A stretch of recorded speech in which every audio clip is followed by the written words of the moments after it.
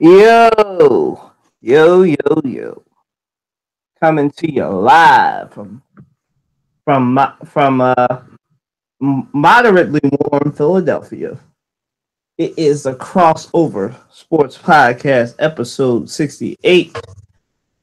I'm your host with the most, Kylan, and I'm rocking out today with Amina. Go ahead and reintroduce yourself, Amina. Hi everyone, it's Amina coming to you live as Kevin said. We got some good topics for this week to discuss, and let's get started.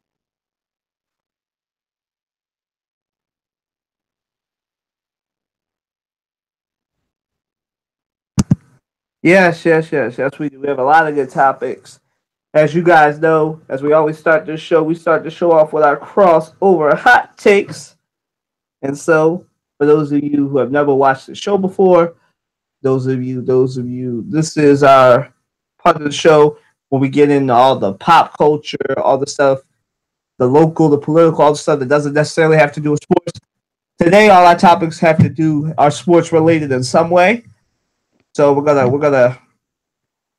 go, and so we'll start with the topic, the topic that has the sports world on edge right now, the Michigan State thing with Larry Nasser. For those of you that don't know, Dr. Larry Nasser, he was a doctor for the U.S. Olympic gymnastics team and also the doctor at Michigan State for their gymnastics team. He was sentenced to 175 years by Judge Aquino. And and that's the question. That's what we're going to react to. So I mean, give me your reactions to Nasser getting 175 years in prison and the fallout at Michigan State that's been going on these past 2 days. Go ahead and take off. Well, first I have to commend the jury, the judge, and everyone that participated in this legal process to get this buffoon from off the streets and out of the public eye. Second, I would have to say that getting exactly what he deserved. Um, due to the fact that sexual predators and rapists and all that typically get very low, from what I noticed over the years, they get low prison sentences. But when news broke, like I literally found out about it when it broke. So it broke and I found out about it. And it said 40 years minimum, 175 maximum. I was like, wow, this judge was just done with his entire existence. His life is over. I mean, what did he expect? For years, on and off, at this at the school, Michigan State, then they traveled with them to the U.S. Olympic team, doing the same thing to women, underage girls, yada yada. And in the U.S. Olympics alone, nearly 200 girls and now young women who were young girls at the time all came out one by one to discuss what had been going on and their travels going all over the globe with this guy. And it's messed up how we thought it would think that, everything's all hunky dory. You know, we, they compete, they put all they're all into this competition that's held every 2 to 4 years. And we think that we're sending them off to somewhere where they're safe, it's all right, everything's going fine. Come to find out, it's further from the truth. And where the truth came out, because now barriers and protection is going to be going on to protect any future gymnasts that represent the U.S. Olympic team. Third, directly to Larry Nasser, I find it disrespectful that when you were in your court proceedings that you found the statements that your victims were reading or saying in the courtroom, that you said that it's not good for your mental state. But how about their mental state? about how up until now that they felt uncomfortable coming out. You did this to them. They didn't do this to you. So I don't understand how your mental state is jacked up. Fourth, I hope and pray that they don't put him into general population or what I call GP because inmates they don't take too kindly to folks that do things to children. So once they hear about it that he's on his way in, I hope they have him in a cell that's away from the other inmates in a cell block that's secluded because it's not gonna be good on him if he's in GP. I mean, he can't he'll never walk outside the prison. The only way he'll leave the prison is in a body bag when he dies. So I hope that he's put in a position where he's away from the other inmates and that he's in a cell with nothing that he can commit suicide with. Like put him in a cell and just have basically nothing in there with him. But he's brought this on himself. He's brought shame to his family. I mean, his wife just needs to file for divorce now because she's single at this point. She'll never see him alive outside of a prison cell again. So he's not only brought shame to himself, his family, his wife, her family. He's brought shame to anybody that's known him over the years in his life. He's brought shame to the name that the U.S. Olympics represents. He's brought shame to Michigan State. This guy is the new Jerry Sandusky of Penn State University with the Second Mile organization. And my thing is, who's next? These things don't stop; they continue. Anybody else that want to get froggy or start getting out of control, they'll be just like Jerry Sandusky, just like Larry Nasser, and they will be handled. So tread lightly and get your life together. But outside of that, I'm happy that the judge gave him 175 max, and we'll never hear about him again unless he dies. So congratulations to the judge for doing the right thing.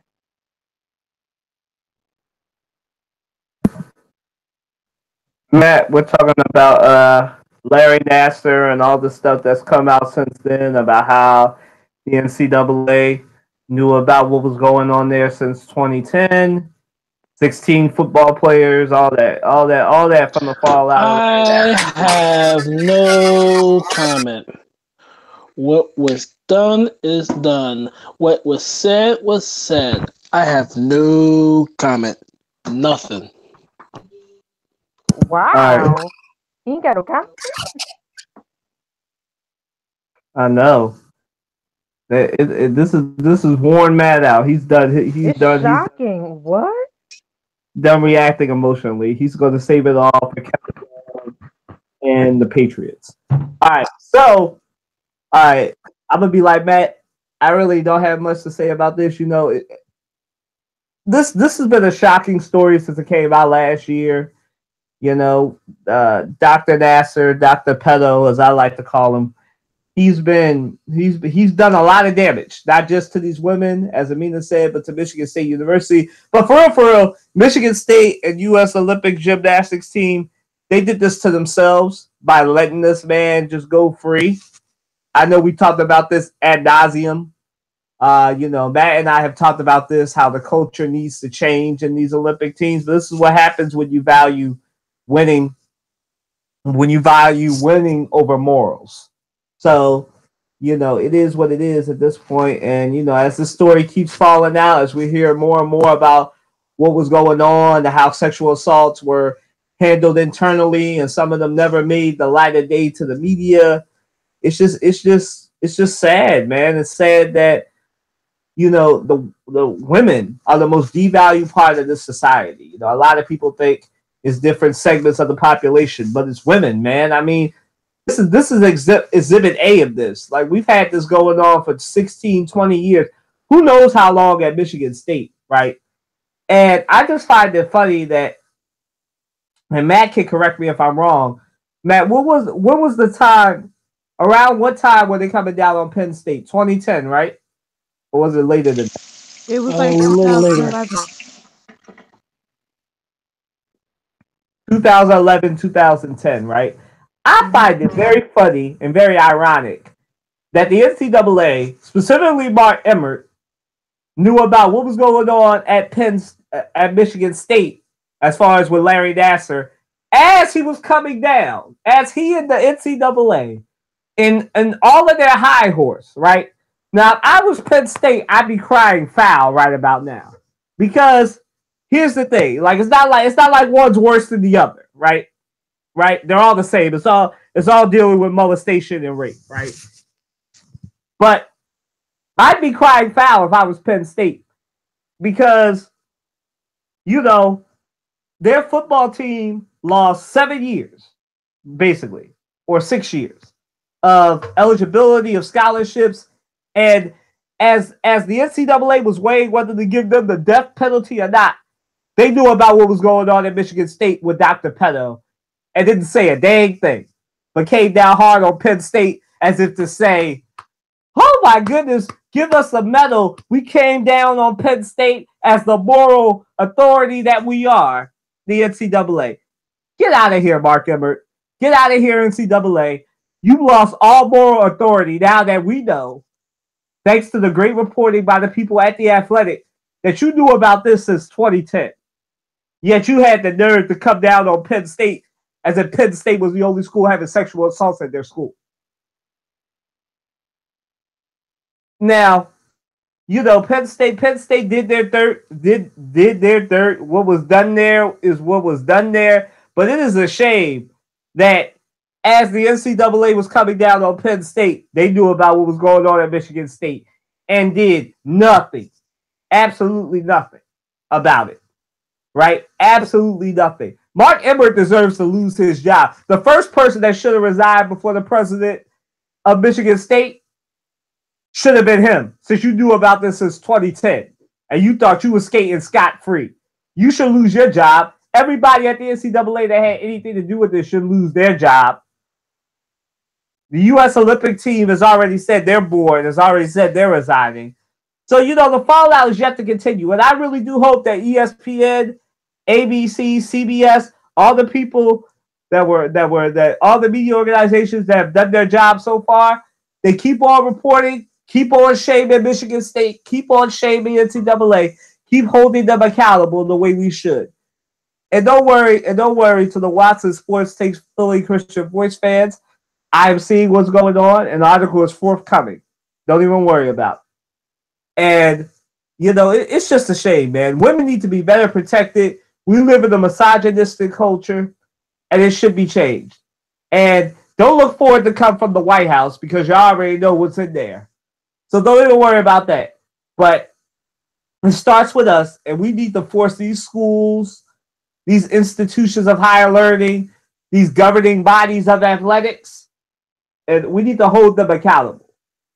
No more will these organizations skate scot-free. All right, I'm off my soapbox. Moving on to our next question. So, guys, it's Kevin. Y'all have heard what's going on and how they had a players-only meeting this week, and Kevin Love and people came down hard on Kevin Love for being sick and all this other stuff and faking illness and all this stuff. And now we hear rumors that he might be traded again. So, guys, is Kevin Love the odd man out in Cleveland? Let's start with Amita, because I know this is her favorite topic to talk about the Cavaliers. Go ahead, Amita. Why have to be my favorite topic? um, I do think sometimes, most of the times, that he is the eyeball out. I mean, the team's not in a good footing right now, as far as everything, but when the team is on a good foot, Kevin Love can do well in games, this, that, and the third. I notice he doesn't get any type of recognition for what he does. I mean,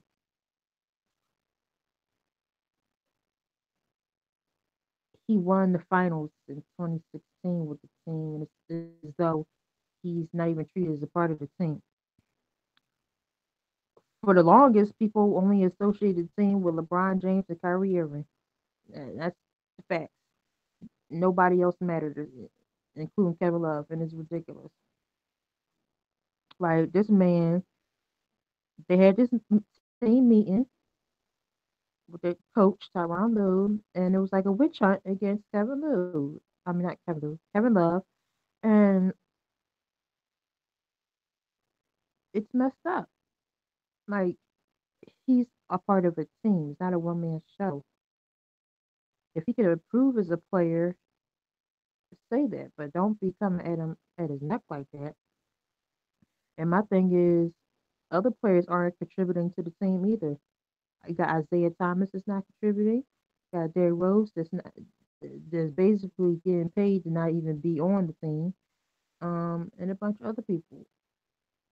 I mean, I don't get it. Like all these players on y'all roster that's not doing anything, barely playing any games, haven't been heard of since God knows when. Y'all not going after their head, but Kevin Love is out there doing what he can to hold the team up, basically help it survive. Y'all coming at his neck in the room. I mean, there's clearly no unity amongst Cavaliers as a team. It's just a one man show versus the rosters, LeBron James versus the rest of the team. And to me, it's not fair. Like,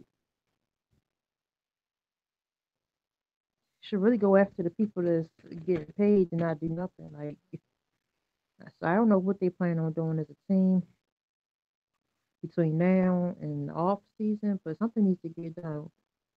They need a new coach because Tyronn Lue he can't coach the team anymore, and it's a mess. But they just had this witch hunt for Kevin Love. So why I don't know, but it's messed up.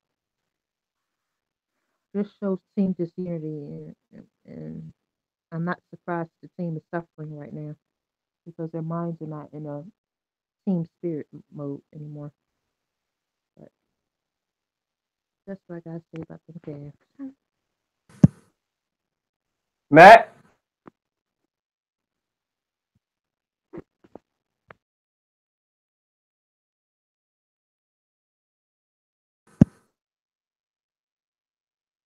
Matt, you there? I was trying to get my life together. um, you, my dear, why I have to disagree with you. Let me tell you why. Number one, I want to play for that dysfunction anyway. How in the world you gonna come? How in the world you gonna come across anyone, right? And accuse anyone of faking an illness. Now, he's going to get traded. And if I was Kevin Love, I would want to be traded. I want to be part of that dysfunction that is the Cleveland Cavaliers. I want to be part of that dysfunction. Who wants to be part of that dysfunction? It's just like, since they lost to the Warriors, they don't know what to do with themselves. I mean, you can't blame anyone but themselves. LeBron can blame LeBron. Tristan can blame himself. D Rose is a shell of himself. Isaiah Thomas, you see what you get. What you see is what you get. And you know, JR riding behind. I mean, like, dude, you know what? It's no excuse. If you're supposed to be the best team in the East, play like it. Oh wait, you're not. Boston and Toronto is better than you. So, with that being said, if I was Kevin Love, I would want out of that dysfunction because the whole organization is dysfunctional. Who wants to work in dysfunction? Who wants to be part of dysfunction? Who wants to win in dysfunction? The whole organization, from the top down, is flat out dysfunctional. And you have your superstar athlete, LeBron James, literally being the ringmaster. So you can say what you want, say what you like.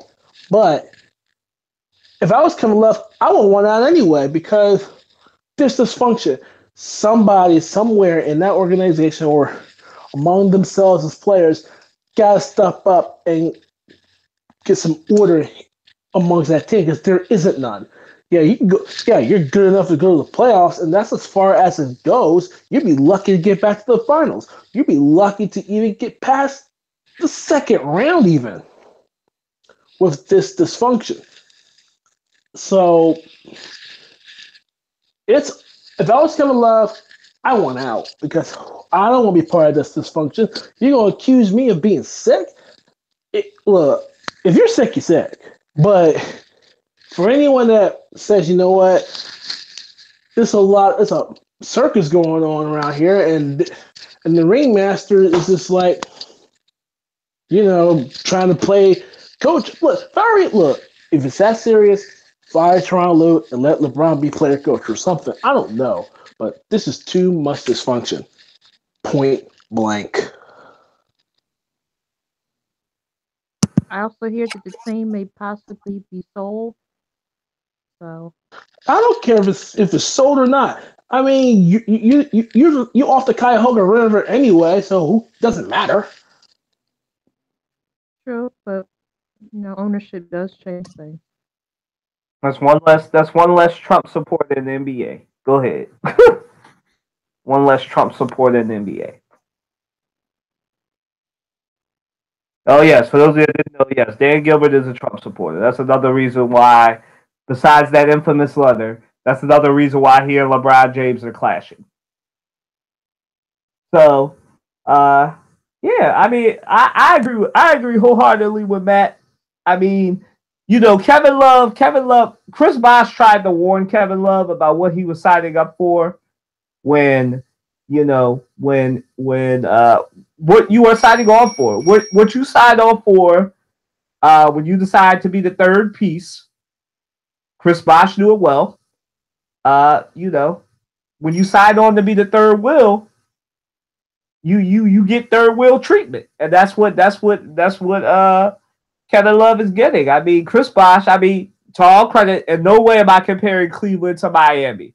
Let's be real. Miami is a far better run organization because it's run by Pat Riley and Mickey Erickson and all them people, and they run a very tight ship.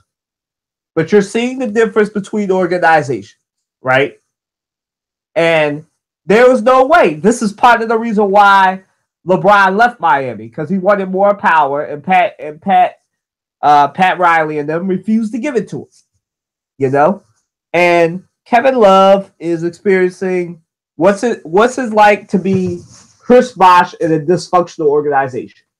I mean, listen, when you have Isaiah Thomas, if the rumors are to be believed, and this is all alleged because none of us were there, but this is the reports that are happening. Isaiah Thomas was one of the people accusing Kevin Love of faking sickness. Now, for those of you that don't know about the relationship between Isaiah Thomas and Kevin Love, they're supposed to be best friends, grew up in the same area, played together as teammates in high school and everything. So, same area, same person. This is somebody, well, Kevin Love is a lot older than him, but this is basically somebody from his neighborhood, somebody who he grew up with, accusing him of being sick. And this is a boy that, excuse the phrase that's beyond my years, is just smelling like Similac, just got out here into Cleveland, feeling himself.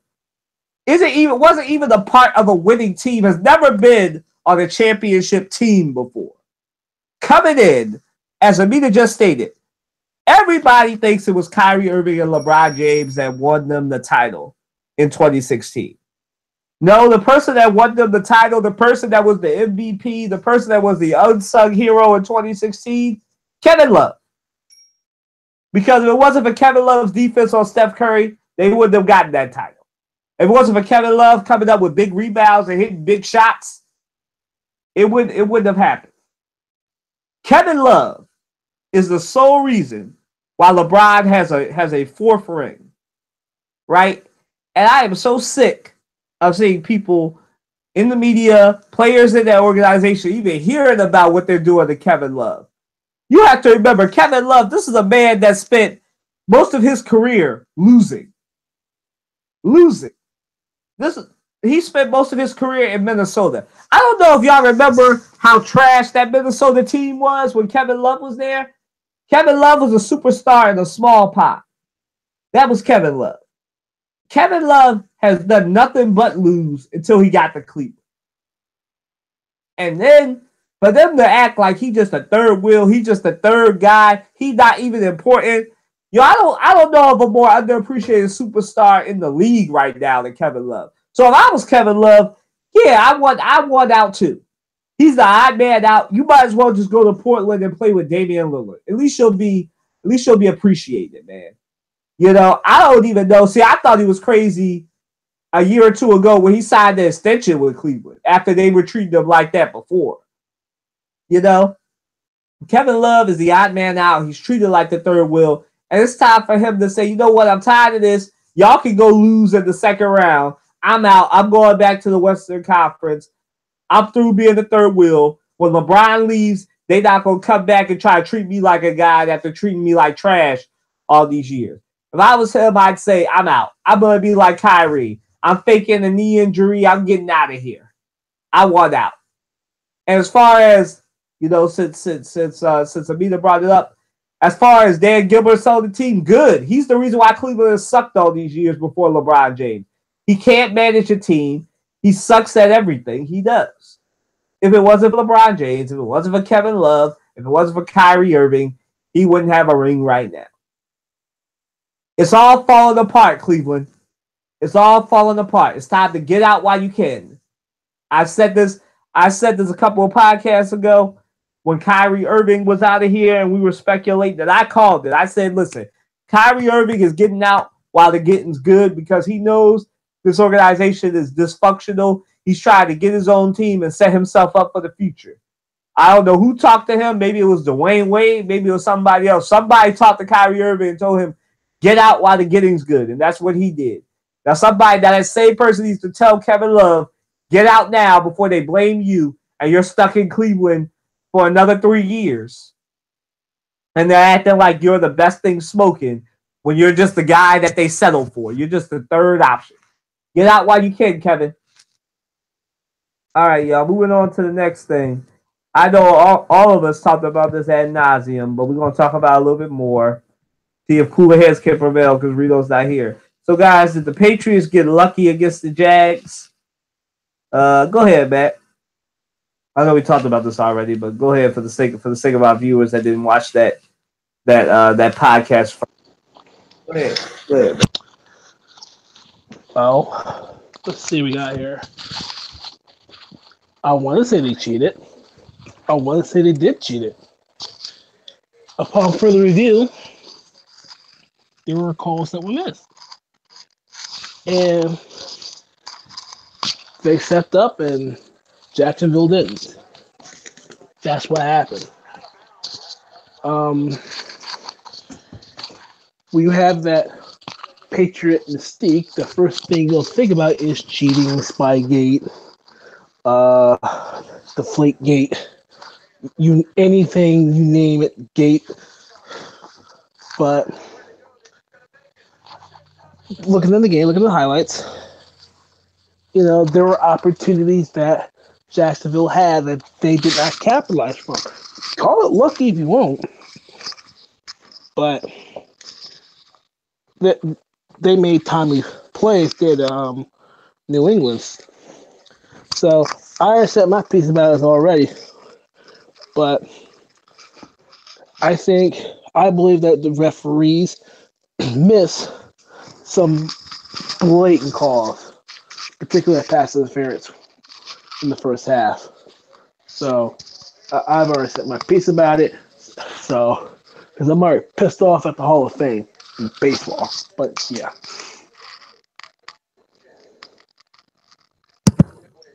Matt, don't spoil it. We got two more. We got one more question before you can go off on the Hall of Fame voting. Before Amina goes, I'm gonna just say this. I'm gonna jump ahead. Listen, the Patriots did not get lucky. I mean, they were the beneficiaries, as Matt said, of a lot of bad calls, or missed calls, bad/missed calls. There were obvious holding that was missed on the Jaguars' defensive ends and everything. Hopefully, they get a different referee team in there for the Super Bowl. and everything else. But you work with what you get, man. Sometimes it's better to be lucky than good, man. Maybe and the Patriots, maybe There is a different referee in the Super Bowl. It's already been announced like 3 weeks ago. I good. I told y'all that's the sports historian. He knows all about this stuff. He's on it, man. There's some small minutia that even I miss, and he's on it, man. They got different referee crews, so hopefully the Eagles won't be getting screwed like the Jaguars did as far as misholdings and mispass interference and everything else. So you have that, and then like I said, I've said this before. Matt and I have argued about it because he disagrees, but I've said this before. Football, even though it's basically America's new number one sport, I don't know why so many people like the sport that requires so much luck during the game. And the Patriots run last year, the Patriots AFC Championship game just makes my argument for me. I mean, listen, obviously, there are things that are beyond the Patriots' control. Now, the Patriots didn't tell the Jaguars and Coach Doug Marrone to lose faith in Blake Bortles, to change their whole game plan and outsmart themselves. Obviously, they didn't do that. But there's some luck involved. The luck involved as far as referees missing calls. The luck involved as far as, getting penalties. There's so much luck in football. I'm surprised that so many people think it's a great sport. There's so much luck in football. And I mean, like I said, last year proves my point. This year proves my point. I mean, I'm not going to go point by point because I've already said my piece on this. But yeah, the Patriots just keep being the beneficiaries of bad play calling, bad game planning by coaches. They just are the beneficiaries of luck. I feel like the luck that's involved in football is just imbued in the Patriots these last 2 years. That's how I feel. But no, they're not lucky. Obviously, it wasn't luck that allowed Tom Brady. It wasn't luck, it was skill that allowed Tom Brady to make those passes when he needed to make those passes. It wasn't luck that Stephon Gilmore basically outstretched himself and played beyond himself to make it so that catch to D.D. Westbrook didn't happen. So, it is what it is. I mean, like Matt said, they weren't lucky. They just were the beneficiaries. I mean, luck was involved, but they didn't get lucky. They were the beneficiaries of bad coaching and basically the second half adjustments of Bill Belichick. That's what they were. That's what the beneficiaries are. But this is a sport of luck. I'll keep saying that as much as we talk about football. This is a sport of luck, and it just so happens that the Patriots were the beneficiaries of the luck and the missed calls and the bad coaching on Doug Marrone's part. Go ahead, Amina.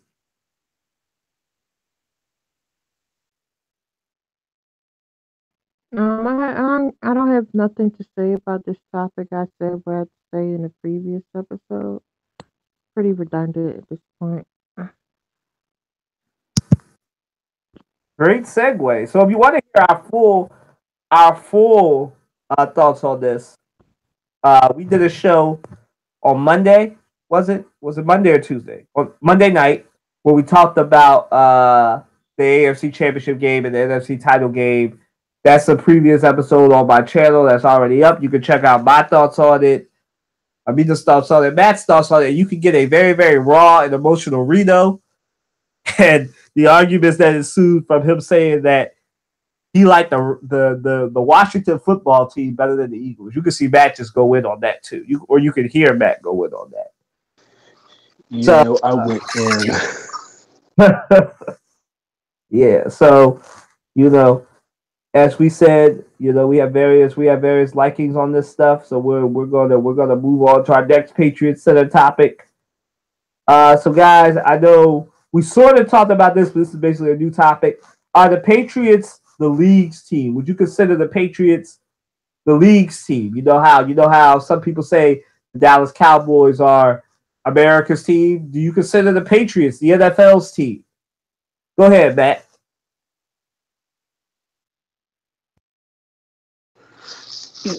So, you trying to have my blood pressure up a little bit? Is that what you're trying to do?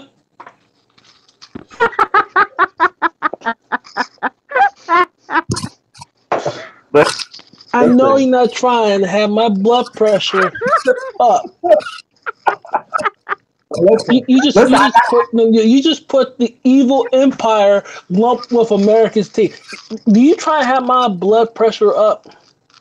Listen, all I said was, you know how some people view the Cowboys as America's team. I know we don't. America's team is the Philadelphia Eagles, and for me, it's the Oakland Raiders. But you know how there are some leagues, some media organizations, and some people. I know you live around them that still think the Cowboys are America's team. For the people, I'm not trying to get your blood pressure riled up. I'm just making sure that nobody can say, "Oh, this is a bad question." I don't understand. Go ahead. That's all I'm saying. I know It's just I know you're just saying. Here's what I'm saying. History fact: the Oakland Raiders are the criminal element of the NFL, going back to the 1960s of the AFL. Number one. Number two, the Dallas Hush it Cow. up over there. It is documented, dear. It is I know that. documented. I know Number that. and they were the original cheaters too. Number two, 3 rings. Keep it moving. sit down, be quiet. Number two, I got my 3 rings. I said hush. This is not Super Bowl 15. Number two, the Dallas Cowboys were America's team because of the stupid 1974 highlight reel. So you can thank Roger Staubach for that one, and NFL Films. Number three, Kyle, let me kill you. Let me kill you, Kyle. The Patriots are just... listen, man. You know, I always have that one good question that makes everybody blood boil. So this is what the question is. By the way, comment below. Do you think?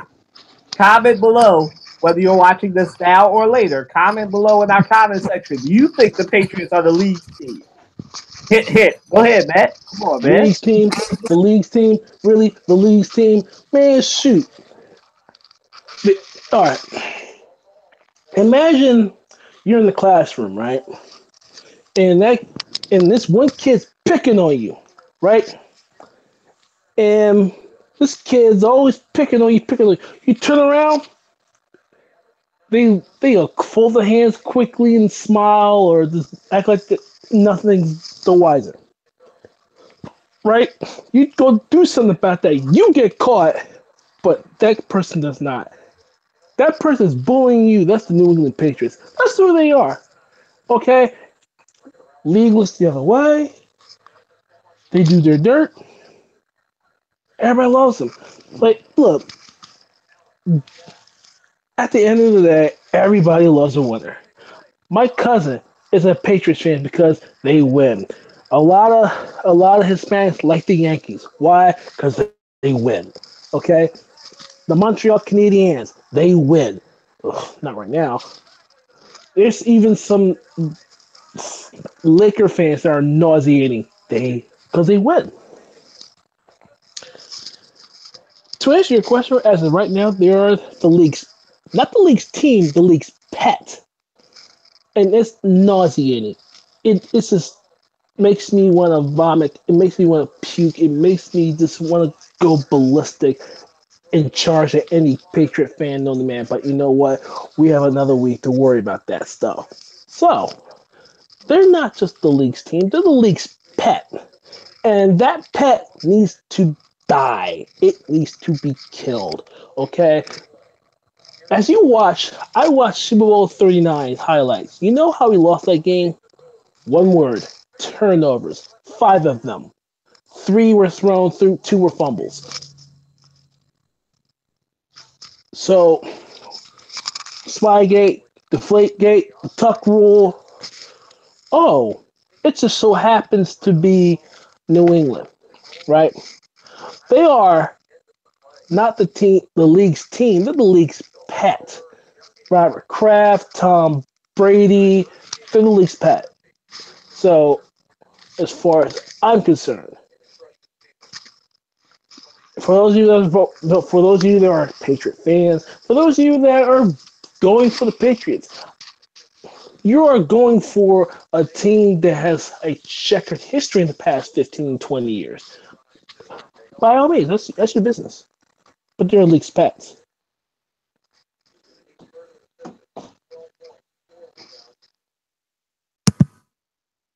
All right, as Matt said, we got a week to go, but we'll say it. Or I'll say it only once.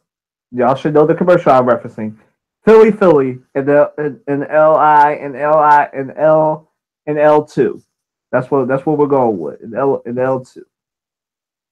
Go ahead, Amina.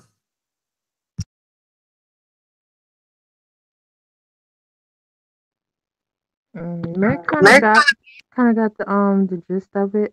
Nothing much else to say. He said what I needed to say. New England Patriots. Yeah, for somebody who didn't want to answer the question, he really took the steam out the question and answered it, man. Like, yeah, like he went in, man. I really don't have nothing to add besides this. I mean, listen, they're the Cheatriots, and they're the New England Cheetahs, as he talked about on Monday. I mean, listen, everybody loves a winner. That's why Las Vegas exists, and right now, they make money. I mean, listen, as I said on Monday, and you could hear me go in on people's love for the NFL as far as, and then saying the NBA is rigged when we already know one half of the Super Bowl, and we've all known one half of the Super Bowl for the last 10 years. The New England Patriots and some NFC team. I don't mean to say random because I know this year's insert team name here for the NFC is my Philadelphia Eagles. And I hope they continue to go to the Super Bowl. But I'm just saying, just for sake of argument, some random team from the NFC always gets the luck of the draw to play the Patriots. The last 4 or 5 years, I think the only Super Bowl this decade that has not included the Patriots were the two that included the Ravens and the Broncos. That was it. So, I fully am in support of Matt's argument that they are the league's team, and it's essentially this. To take his metaphor one step further, right? The person in your class, we've all had that person who is just so successful or something. It could be because of their last name. And they just got in based on their last name or who their parents were, or they're the person that they don't just do nothing, but the teacher loves them anyway, and they can just do it at the bare minimum or do it with maximum effort and still get it. That's the Patriots. That's what the Patriots are. The teacher that thinks they can do no wrong is the NFL. Now, sure, they came down on them hard for Deflategate and everything else, but the league has always been behind the Patriots. They love Tom Brady. They love the guy who's 40 years old. They hope he continues to play probably. But, they're the league's team. I mean, there's no other way to put it. They're the league's team. They're the league's favorite. They're the league's pet, as Matt said. They're just everything. They're the league's everything, And the league likes to say it's, there's no random people in the NFL, but it's the NFL, the National Felons League. There's always something going on in the NFL, and the NFL smiles on the Patriots. The NFL really does. They smile on the Patriots. I hope there's no funny business come next week, but I wouldn't be surprised. So let's move on. It's time for Matt's hot stove. Today he's going to react to the Hall of Fame selections. And I don't think anything else happened in baseball, but he's gonna go ham on it right now. Go ahead, Matt. 18 days till spring training. That's all I got to say. No, not really.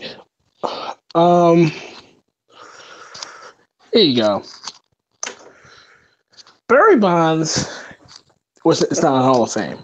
Wasn't selected. Neither was Roger Clemens. Instead, it was Jim Thome, Vladimir Guerrero, Trevor Hoffman, and Chipper Jones. Right? So, here's how it goes. Barry Bonds should be in the Hall of Fame not because of the steroid era. We know about it. We heard about it. We've seen it. We talked about it. We've been even to the point of exhausted by it. But you have to agree that Barry Bonds, with all that raw power, should be in the Hall of Fame. I mean, think of the first 10, 12 years of his career. He was a first ballot Hall of Famer already. The first 10 to 12 years. And then, take the last part of his career, he juiced up. It is what it is. But the numbers that he put up as a 5-tool outfielder it's something, it's unheard of and still unheard of. No one's ever come close. And, the first guy to go 50-50, 50 home runs, 50 stolen bases. First guy to ever do it. Again, it just goes to show he takes care of himself and everything else. Now, albeit the Baseball Writers Association of America is a very biased organization, in my opinion. But a lot of guys during the steroid era will not get in, a la Rafael Palmeiro and Sammy Sosa.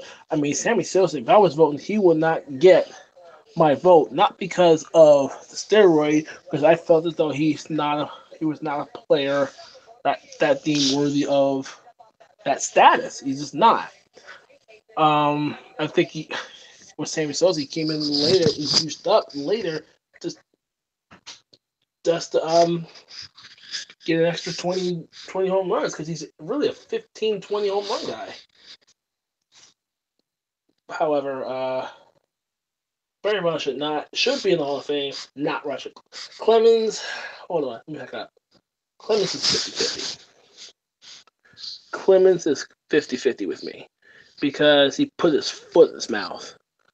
Now, albeit Clemens does not Clemens, albeit Bonds' attitude is not that great, he's still a Hall of Famer. It's the body of work that makes it so. It's the body of work that makes it so. And now, albeit he has 756 career home runs, which is a MLB record all time, he holds the mark. Look at the first 12 years of his career and compare that with Chipper Jones of his entire career. Bonds is a better player. So, I'm not angry. I'm not appalled, but I'm annoyed that this man is not in because of, the steroid era. I mean, look, there's so many racists, there's so many womanizers, there's so many gamblers, there's so many things of types of players in the Hall of Fame. Now, what makes baseball the moral police of sports? I mean, come on now. I mean, I can go as far as the 70s and the 80s with the drug abuse and the crack epidemic that hit baseball. I could go there, but it's time to stop. It's time for baseball to stop being the moral police and to start looking at the body of work, because this is stupid.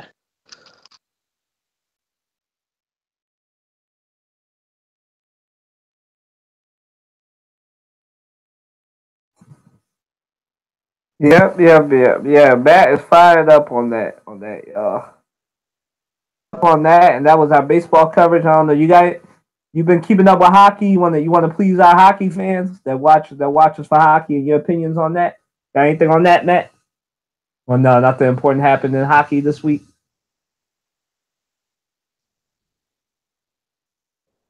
Guess not. Okay, moving right along. So guys, to the next question: Are the Eagles a team of destiny? I'll start. Give Matt a break. I think so. I think that the Eagles are a team of destiny. Now, will that destiny? I am hoping that destiny smiles upon them come next Sunday, and they can win the title next Sunday against the Patriots and redeem themselves and redeem the 2005 team that lost to the Patriots. And not be a victim of the Patriots twice. So I am confident, and I think that they are the team of destiny. Here's my main argument for why the Eagles are the team of destiny. What other team do you know can lose their franchise quarterback, their most dynamic running back, the best left tackle in the NFL? Yeah, I'm talking about Jason Peters, and their who else did we lose? One of the best young middle linebackers in the league in Jordan Hicks. One of our best special teams players, Chris Baragos. Even though nobody liked our previous kicker, somebody remind me what his name was. That's how not important he was to me. Matt, what was his name? The kicker, the previous kicker before Josh Elliott. Matt, you there? What's talking about? So yeah, so the previous guy, and then you had then all that. Like the Eagles survived all that. They have a good defense. Defense survived an early season injury to Ronald Darby. We just been surviving this year, man. And I think that we're gonna survive the Patriots and be able to make it to the Super Bowl. And well, we already made it to the Super Bowl. Be able to win the Super Bowl. My bad. And it's just gonna be a great game. I think. Mina, go ahead.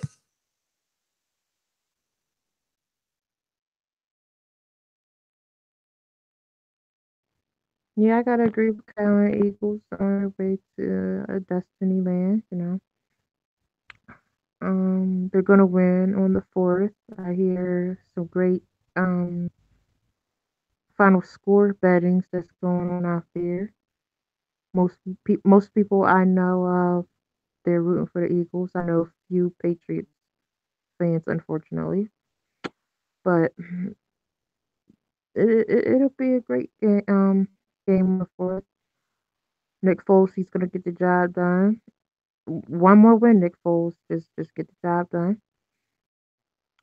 And the Eagles, they're gonna do it all over again from this coming season with training and preseason. Carson Wentz might be back by week one, I hear. So who knows what the Eagles will do this coming season as well. So I believe they're on a great track of success. But only time will tell, as I always say, take it one game at a time. One game at a time. The Eagles on the right path, though. They got the great chemistry, the well balanced team, defense, offense, everything's there. They got all the pieces minus Carson Wentz at this time. So the Eagles are on their way.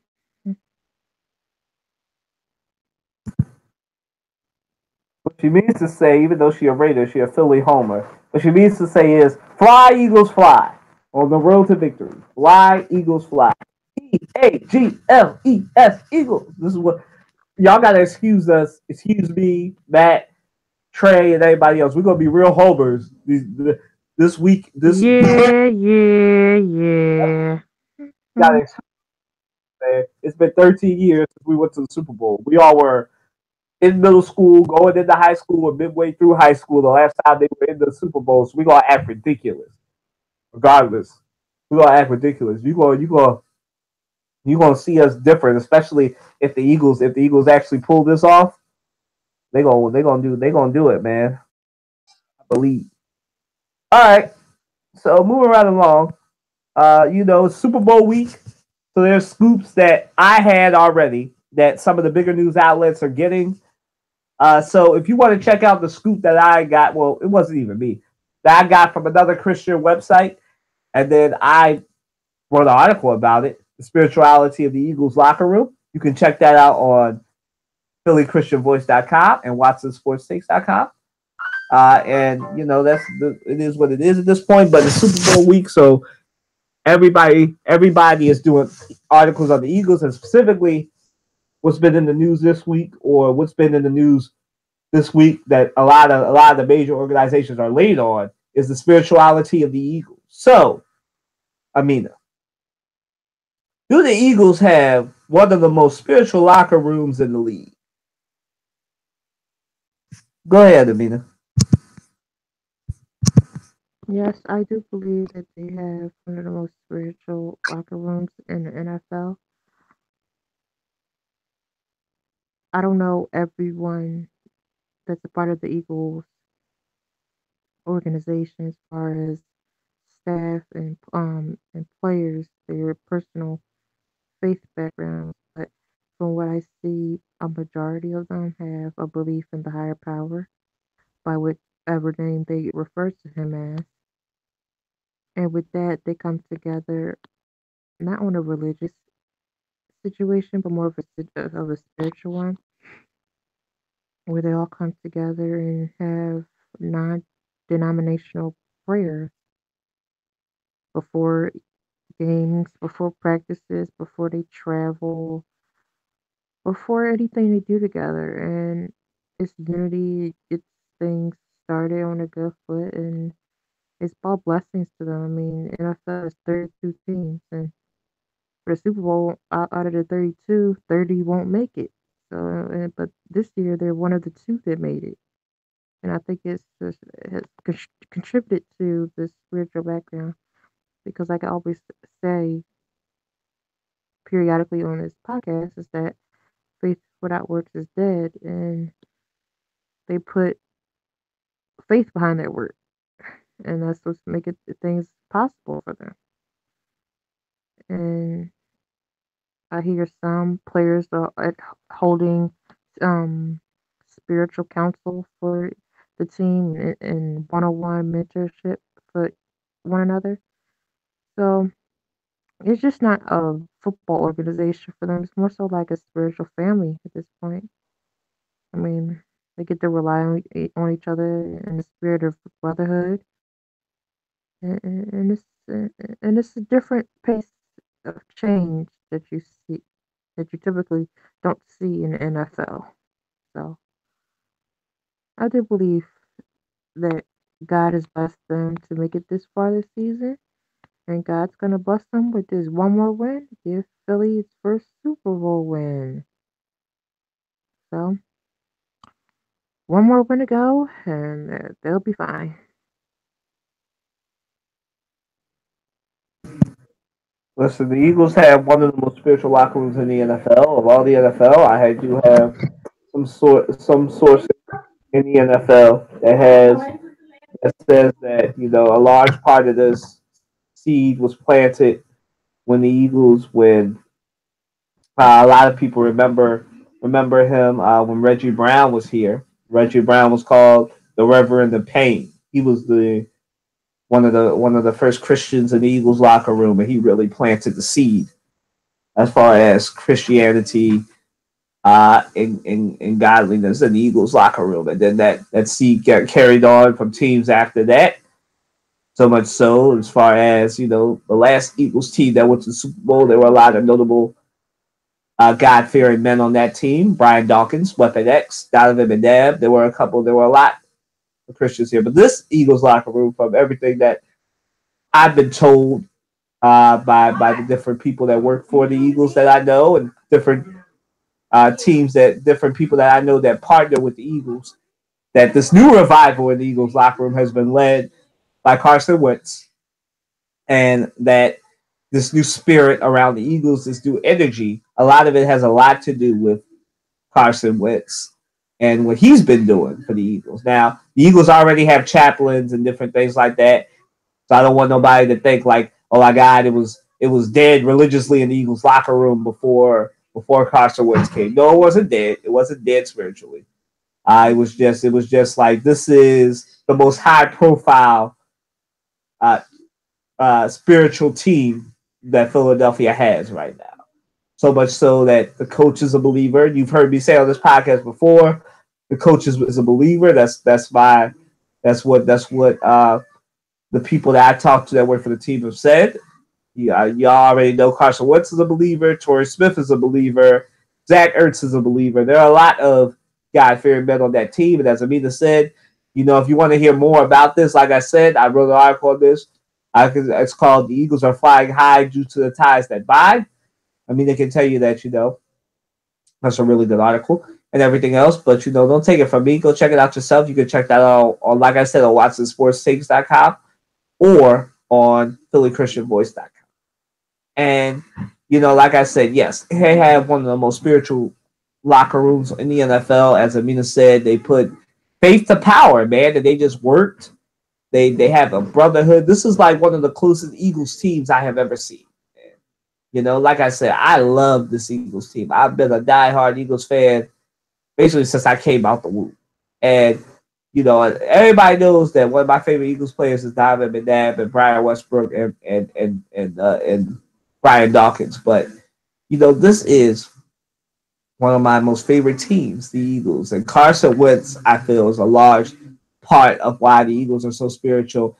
And I'm glad for somebody to be so young. I think Carson Wentz is 21, I believe, 2021. For somebody to have an impact on a whole city like this. Like, this man has had a whole impact on this whole city. He has changed, well, not him, but God has changed the locker room and the Eagles organization because of that. So much so that the Eagles released a video of that. And that was the start of my whole article. I was all like, well, you don't see too many teams releasing videos about how Christian their team is. But the Eagles did it. I'm very excited about that. And like Amina said, listen, I hope that this propels our team to the Super Bowl and everything else. I know some people, I like Tim Tebow, they don't like to hear that. They don't think that God cares about a football game and football teams. But I'm here to tell you that I believe that he does. And I just think that this is going to be a great week for the Eagles, and just great. It's great to see that the this is just the teams putting in work, and now look at it. Now look at what's powerful from the testimony of the Eagles players and the Eagles locker room. Like, people are seeing it, and it's great. It's great. Even though like me and a couple of other people had the scoop first, it's great to hear people and see people reacting and see people so surprised about how spiritual the Eagles are. I'm happy about that. God works in mysterious ways. I'm happy about that. Like I said, we are all God-fearing people on this podcast. So, you're going to get what you're going to get on this podcast. So, moving on to our next topic. Is Nick Foles going to retire after the Super Bowl 52? This is real speculative on our part. But, do you believe Nick Foles is going to retire, if they win the Super Bowl and ride off into the sunset? Go ahead, Amina. I don't know this time. I believe humbly if when they do win on the 4th, that he may try to do it again, and try to win another Super Bowl. He's still pretty young. He's not old. He's not in late 30s, mid 30s, 40s. He's still young. So he still has time in his prime years in the NFL. So it's no reason for him to retire. Um, I don't know what his contract situation is for next season and the coming season. So I have to look that up. But it'll be a very interesting team come after they win on the 4th for the off season and training camp and preseason, because not only will he be there, but Carson Wentz, God willing, will be back, hopefully by then. So it'll be a different dynamic.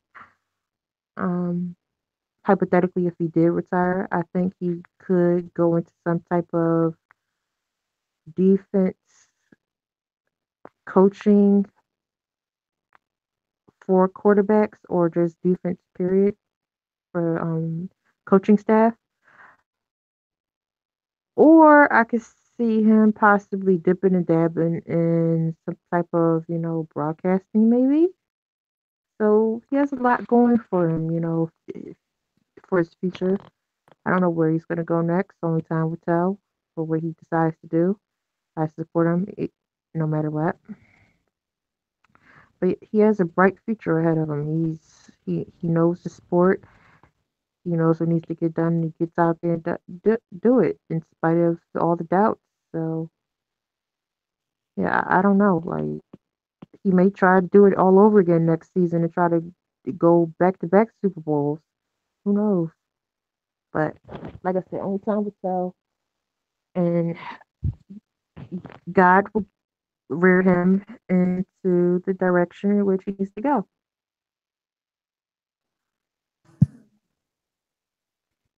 You know, I don't disagree uh with Amina, but I'm going to say because I have some things that I think will add to this. You know, the Nick Foles. You know, he was about to retire before the Eagles signed him. He was about to retire. Yesterday, not yesterday, but earlier this year because he had the birth of his daughter. He had a daughter, and like children can change things. That's what he said. That's what he said when he interviewed him. When they interviewed him, he said that he was going to retire, and then the Eagles called him. And he said that I was ready to retire because I've had a good career and everything. But I want to retire because I have a daughter. And now I have a daughter to think about. I've made enough money and everything else. He is only 29, but kids do change people, and he plays in the most violent sport that we have in America, the football. And so I think a lot of that is CTE and other things. Now he has not taken a big hit or had any concussions to my knowledge, but he did say that a large part of why he may want to retire or did want to retire before the Eagles called him was because of his daughter. So I can definitely see that if the Eagles do win, that he might retire just because he's already said that he was at the foot of retirement before the Eagles called him. And the only reason he came back was because it was the Eagles. And he talked to Andy Reid about it too. But the only reason he came back was because this was the team that drafted him. So I think the only way he would stay is if the Eagles keep him and re-sign him. He is a free agent. He only has 1 year on his deal. And I think the Eagles will keep him because, as I said, this season really highlighted the importance of backup quarterbacks. And Nick Foles will be one of, I think there's only been one, and I think his name is Nick Hosteler. Forgive me if I'm mispronouncing the name, and you're a sports historian and you know the right pronunciation of his name. He was the last backup QB to win a Super Bowl instead of a franchise quarterback who got hurt. So Nick Foles can be the second quarterback to do that if they win the Super Bowl next week. And I just think that if he wins the Super Bowl, I think he will retire, just because he's already said that I have a daughter now. I think it's time to stop playing football and be there for my daughter. That's not his exact words, but that's basically what he's saying. So I think, like Amina said, if he does retire, I think he'll have a career. He could always stay with the Eagles. He could be a coach. That's what Deuce Staley did. He retired, became a coach for the Eagles. He's the current running backs coach for the Philadelphia Eagles. He could be a QB coach for the Eagles. He can stay around the organization. He can take his money and retire. I mean, it is what it is. Ultimately, like Amina said, it's up to God and him. Wherever God leads him, I'll support him 100%. I just hope he gets a ring. As Amina said, we're all taking this one game at a time. I want the man to get his ring, so he can retire right off to the sunset if that's what he chooses to do. But I'm just excited for my Eagles. I'm excited for him. I'm excited for someone who a lot of people thought was a bum, but he's not really a bum. He's a great quarterback, and he's showing that he's a good quarterback, and he's still got skills left for him. As Amina said, he is only 29, and he has a lot of great football left in him if he chooses to continue to play football after this year. So moving right along, we're really just zooming right through this. Moving right along. I mean, our analysis of the NFC Championship game. I know that we went through this, but obviously, we got to work with the questions we got because there are people that were supposed to be here that didn't come. So there are a lot of questions here that aren't for us. That was for them, but here we are. So, your thoughts on the NFC Championship game? Go ahead.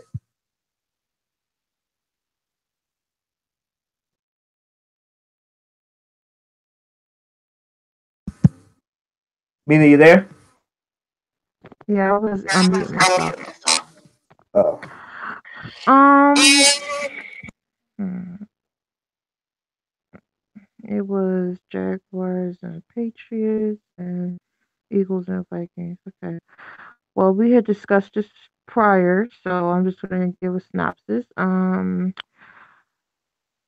Jaguars and Patriots. Jaguars had the game. Patriots do what they usually do with them refs and stole the game. Jaguars had their game won up until the fourth quarter and it got snatched from them. A very devastating loss. My heart goes out to their fan base. I was rooting for them the entire playoff season. Um, Vikings, Eagles. Vikings came to our city. They disrespected our Rocky statue. They were going to lose anyway, but because they disrespected our Rocky statue, the the ass beating got worse for them, and they got what was coming to them. Don't come to our city and be disrespectful. Lesson learned to them. Um, Vikings, back to them. They had no defense, basically, no offense, nothing, no effort, nothing. They didn't even try to make it seem as though they wanted to win. Eagles just danced through that game, just cruised along, just swept them out of the city and kept them moving. Eagles, they showed up and showed out. Nick Foles, he got it done. The game was explosive. Come the third quarter, the fourth quarter basically was just the game just running until the clock was out. It was no point in keeping the game going with any more touchdowns at that point because it was already over in the third quarter. So they were just buying time, just running up and down the field, and they doing what they do. So that's the brief synopsis of what happened.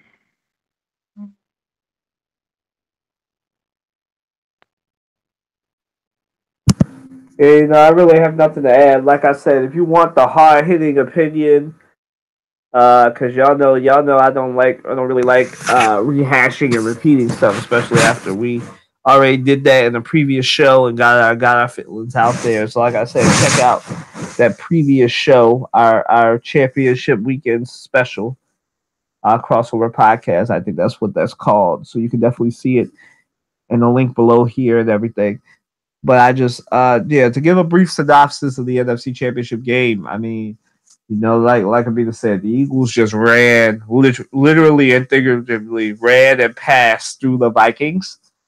Made that number one defense look like they were playing the Cleveland Browns, and they just showed out 38-7.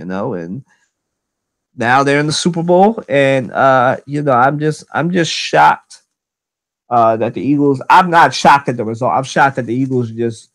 I said this on the show on Monday. I'm just shocked that the Eagles just basically told the Vikings, just bet the Vikings over their knee and just spanked them like that.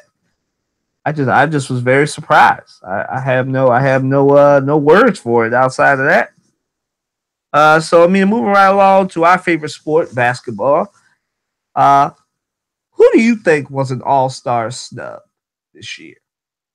Go ahead. Um, Two people, Paul George and Zaza Pachulia. I'm really hurt for Zaza. because he's on my team, Golden State Warriors, and he's been on that team through the trenches when the team was just in rebuild phase. The man done won championships with us. The man done went through playoffs with us. The man has done well every season. I can't recall not one time he's ever got injured lately. Like, this man done been with the team, like, and he's always getting snubbed for things. Like, I'm literally trying to figure out why. Like, I'm happy for Kevin Durant that he got picked, but I find it to be disrespectful because he just got to our team. This is only his second year. This is just only his second year, and he's already getting All-Star picks based on the back of the Golden State Warriors team name. Pachulia been with us way longer, and he does never get picked for NBA All-Star. I know it's a hurtful piece. Like, this is a very humble man. He knows the sport. He knows the team he's on, and he truly gives it his all. But he doesn't get picked for All-Star weekend ever, and I know it hurts him. I'll be hurt too. It's truly messed up that he didn't. I hope he gets picked next year because it's truly not fair to him. Gotta love you, Zaza Pachulia. Paul George,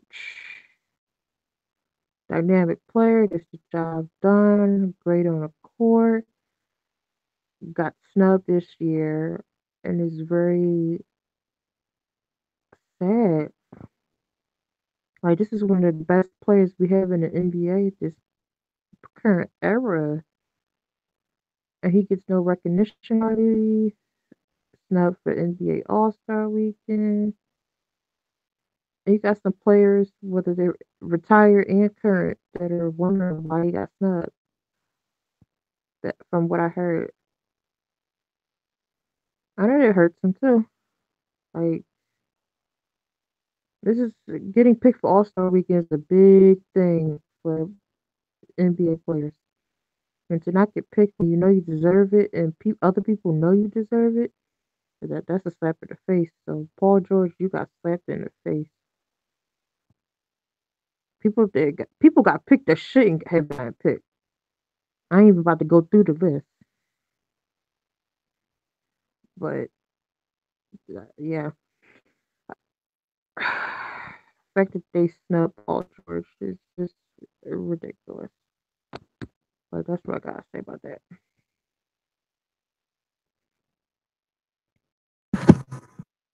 Mina must have been in my head because I was gonna say Paul George and Ben Simmons. Ben Simmons, you already did Paul George. Ben Simmons right now, man, you can check out my article on him too on WatsonSportsTakes.com. The Australian Beast, as I call him in my article, he has been all that is advertised in his rookie year. And like Amina said, it's a big deal that he wasn't selected. Not many NBA players make it to the All-Star game in their first year in the league. Not many do. But this one deserves it, man. This man is averaging 16.4 points per game. He's averaging, pulling down about 7.8 rebounds. Hold on, let me get this right. 7.8 rebounds and having about 8.4 assists. He just got his 5th triple double. He has the most triple doubles in a rookie season by a rookie ever since 1983. This man is all that is advertised, and he got snubbed. He should be. Now, I don't know who I would take out. Yeah, 8.4 rebounds and 8.4 assists. There you go per game. I don't know who I would take out from the East. Maybe I'd take out Horford. I like Horford, but I don't think he deserves to be an All Star. That's just me. But I'm not gonna go through. I'm not gonna go through the list either. But I mean, Ben Simmons is just playing. I think everybody acknowledges that Ben Simmons should have made the 76ers should have two All Stars, not just one. But Joel Embiid, he's dynamic too. He definitely deserved it. But I think Ben Simmons is a snub. I definitely agree with Amina. Paul George is definitely a snub. Like he leads the league in steals. He still is having putting up dynamic numbers, even though he plays with the two biggest ball hogs in the league, Carmelo Anthony and Russell Westbrook. But he's still his thing. I mean, listen, he's doing his thing. He deserves it. So does Ben Simmons. Ben Simmons deserves it too. Like I said, that man is a walking. Ben Simmons is a walking triple double, and Paul George is a dual threat on the defensive side and the offensive side, and they're both not in the All Star game. Both missing out on. I don't know what the thing is, but like Amina said, it's a big deal in the NBA I to said make. Zaza Pachulia today. Yeah, like Amina said, like it is a big deal in the NBA to not to make an All Star game. Like the NBA has the funnest All Star game ever in all the sports to me. Like there's no All Star game that comes even close to the NBA. Like this is not my I love basketball talking. Like this I'm being for real. Like there's no better All Star game, All Star festivity in sports better than the NBA. Like it is a big deal. You can tell the players love it. They do it for the fans.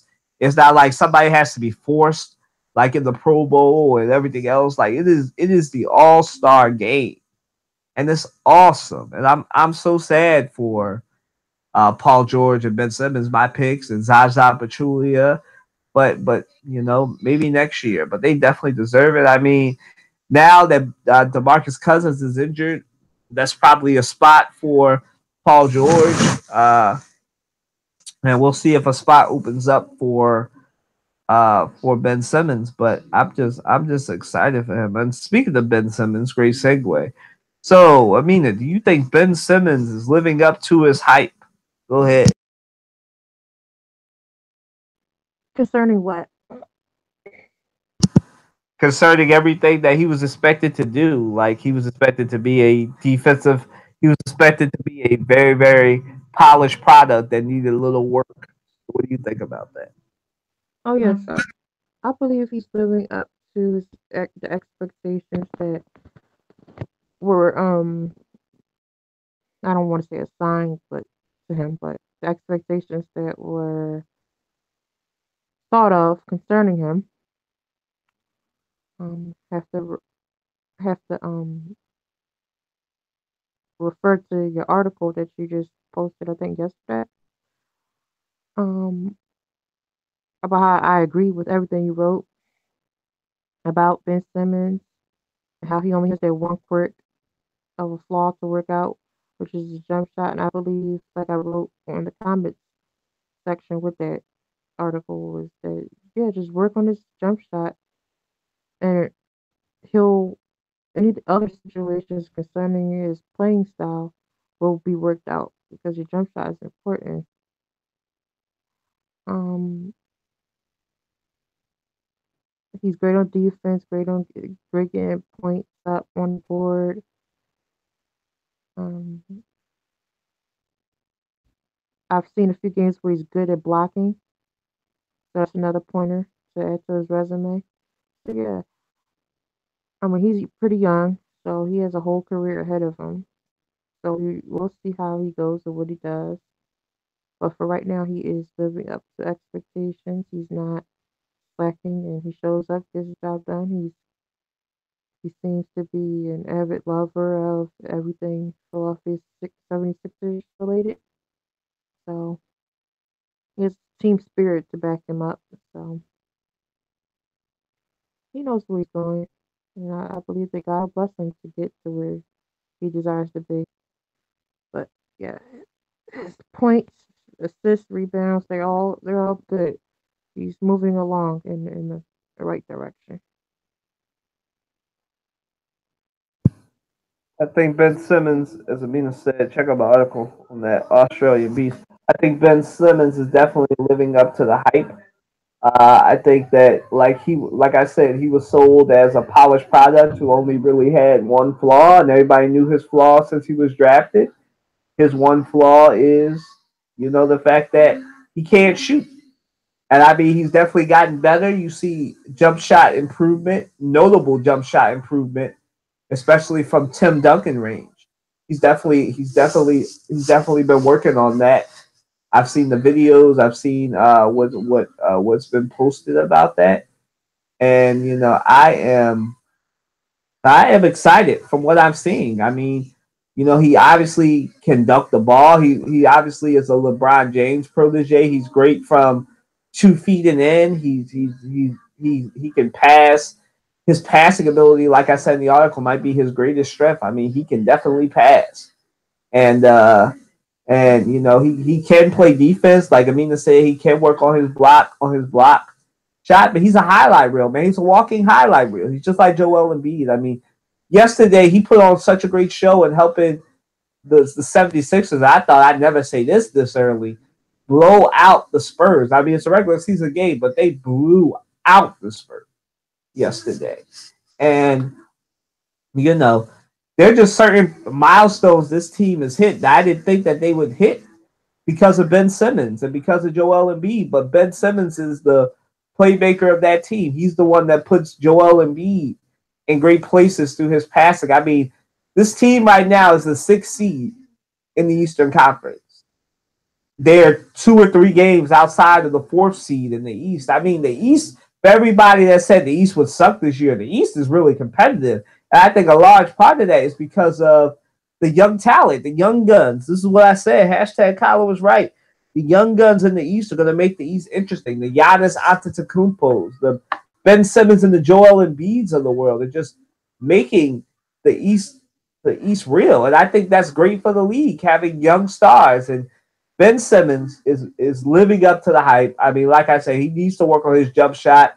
Him and Markel Fultz need to get jump shot instructions, but he definitely is a great player. I mean, for me, all he needs for me is a consistent shot from long range. I mean, everybody has a is a notable threat in the NBA, and the way the NBA is moving, you have to be a threat from 3 point range. I mean, even Joel Embiid has a 3 point shot. So it's time for him to develop that. But uh, I'm happy for him, and I'm happy that he is making his strides, and I hope that he continues to make his strides. Uh, and next year, I hope that he has a great jump shot, has a great outside shot, has a great perimeter shot. And once he gets all that, and if he makes improvements on the defensive end and blocking shots and everything, I think, like I said, the 76ers will be farther along than I thought they were and be a very, very strong team player in the East and might even be a challenger to the Celtics as a top seed in the East come next year. I mean, they're already on their way. So that's where I'm at. So moving right along to our last topic, Amina. The XFL is back. Vince McMahon is bringing back, I believe it's the Extreme Football League. So what is your thoughts on this? Do you think it's dead on arrival? Do you think that, it can be a valuable competitor to the NFL? Go ahead, Amina. Um, I'm gonna give a synopsis based on on the post I wrote on Facebook concerning this. I find it to be a waste of time. Um, the original XFL happened when I was what, maybe around 8 years old, I think. It only lasted for a year, and it was a dumpster fire, just like anybody who supported it. Um, my thing is, Sports seasons are set up and designed like they are for a reason. Football season is over in February. It begins back up in August. Who wants to watch football in spring and summer? You're invading the end of basketball season. You're invading baseball season. You're invading all these other sports that go on, golf, everything. It's too much overload at that time period, that time of year. No one wants to watch a football game in the middle of the summer. N- When you bring up football in the summer, most people say, "Huh? The season just ended." Um, yeah, I don't see it, especially if they have this thing in the format that it once was. I don't see it lasting any long. It's pointless. I don't get it. Like, what's the point of it? It's time and place for everything, and football does not belong in spring and summer. I am sorry. It, football for me is a fall and winter situation. Just, just doing the most just for money at this point. It's questionable. I don't know. I don't know no one that watched the XFL back when it was on that 1 year, and I don't know anybody who's supporting this now, and almost 20 years later. But it is what it is. I tried to watch it when I was younger. I thought it was. I tried to, and it was not happening. It did not work. I thought it was. I thought it was good for what it was. I mean, it was a good. It was an all right alternative to the NFL. But nothing's going to dethrone the NFL. I wish Matt was here for this topic. He had to go. But I guess we'll move this topic along next week. Next week as well. But what am I trying to say? The XFL to me is dead on arrival, just based on what it's setting itself up as. I mean, you will not survive. This is 2017, not 1998, not the early 2000s, before the advent 2018. before the advent of social media, where you can where you could restrict players. Like, you can't restrict players anymore. And when I heard that this was an actual quote from Vince McMahon, that he wants his players to stand for the national anthem, I don't mean to make this about that, but there are certain things that you can't do. It didn't work in the NFL. So what makes you think anybody wants to play for you? If you think it's a great idea to restrict player freedom, you do know that there is a such thing as a constitution, and there's a such thing as a lot of things. First, the other thing I wonder is who you gonna get to play for you. I mean, Johnny Manziel, you already said you don't want nobody with a criminal record, so that excludes Johnny Manziel. You already say you don't want Colin Kaepernick because you believe he committed a crime, but you can tell us what crime he committed. So that means your only marquee player. And I know the rumor is that you want either Manziel or Tim Tebow, but I mean, based on your own criteria, you're only going to get Tim Tebow. I doubt he wants to leave his cushy broadcasting job at ESPN to come play for the XFL. Like, Vince McMahon, I love you. I grew up on wrestling. I like the WWE. I mean, listen, but some things just need to be left in 2000. I mean, my thoughts on the NFL coming back the XFL coming back is the same thought I have on any reboot that isn't good that comes out that's coming back in a couple years. I think that you should rethink your stance. You have until 2020. I think you should do something else with that money, with that WWE money that you have. I think you should put your money somewhere else. I think that the XFL is dead. It needs to stay dead. And I think the way you have it set up right now, it won't even last a year. I wouldn't put it past a month. Because what play? I mean, listen, there are people like Jay-Z. Like, again, I don't mean to make it about this, but there are people boycotting the NFL because of how they treated people who were expressing themselves. Jay-Z isn't performing at the Super Bowl because he was originally supposed to be the Super Bowl halftime performer because of how the league treated a player and how the league handled freedom of expression. how are you going to say in 2018 going on 2020? Because who knows what the issue of the day will be then, right? In 2020, by the time your league comes, who knows what the issue will be then? But you're going to be the one who's going to die on this hill and say, I want my players to stand for the national anthem. It only works in the NBA because it's in the bylaws, right? And because the NBA is the most progressive league in sports. Nobody's going to trust you outside of wrestling events. It's not going to happen. I like you. I like your acumen. I like everything about you. But come on, man. There's just certain things that ain't going to work for you. This isn't wrestling. You know, this is football. It only lasted a year. And you're already doing stuff that's going to make this dead on arrival before 2020 even comes. I hope I'm wrong, but I doubt I'm wrong. Like today's athlete in 2018 is not going to play for somebody that says, yo, I want you to stand for the national anthem. To play in my league, you got to stand for the national anthem. They might as well just go to Europe for that. There is a Europe football league. They can go to Europe for that. You know? And I don't know. I don't think it'll be successful. That's my thoughts on it. I don't think it'll be successful. Yeah, guys, that wraps up the Crossover Sports Podcast, episode 68. It was a great show. I'm happy that Amina and Matt were able to come out. We miss you guys, Andre, Troy, Courtney, and a bunch of other people and Trey who couldn't make it today for certain things, certain social events, other things that were happening. But that wraps up our show. Like I said, this might be the shortest main podcast we do this year. But I hope y'all liked it. I hope you enjoyed it.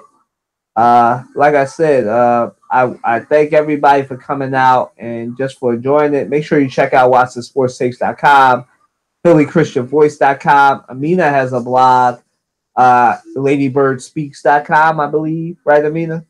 And you just make sure that y'all check out our stuff. Follow us on Twitter at Kyler W. Watson, my Twitter handle, social media and everything else. I mean, I feel we're very entertained people. Like I said, support the podcast. Leave a comment below. Let us know what you think.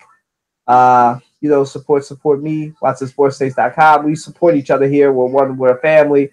Y'all have a great weekend. Enjoy on the East Coast. Enjoy your warm January day on a Saturday. Stay safe. Stay warm. Have a great weekend. Deuces.